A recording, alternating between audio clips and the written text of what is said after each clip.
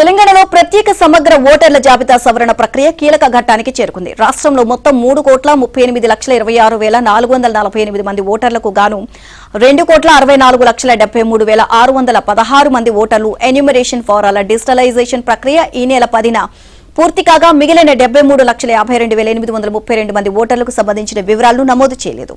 వీరిని ఏఎస్డీడీ కింద అన్కలెక్టబుల్లో చేర్చారు. డిజిటలైజేషన్ వివరాల ఆధారంగా ఎన్నికల విభాగాలు ప్రత్యేక సాఫ్ట్వేర్ ద్వారా రూపొందించిన ముసాయిదా ఓటర్ జాబితాను ఇవాళ విడుదల చేయనున్నారు.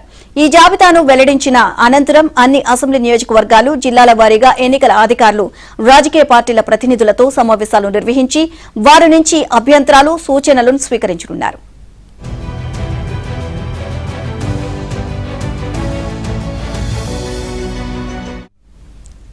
అదే సమయంలో ఓటరు జాబితాలో పేర్లు లేని వారి నుంచి పేర్లున్న అడ్రస్, ఇతర వివరాలు తప్పులుంటే అటువంటి వారి నుంచి అభ్యంతరాలు, ఫిర్యాదులు స్వీకరించి వాటిని పరిష్కరిస్తారు. అభ్యంతరాల స్వీకరణ ప్రక్రియను నేటి నుంచి సెప్టెంబర్ 31 వరకు చేపడతారు. అభ్యంతరాలపై పరిష్కరించే ప్రక్రియను ఈ నెల 17 నుంచి అక్టోబర్ 15 వరకు పూర్తి చేయాలని నిర్ణయించారు.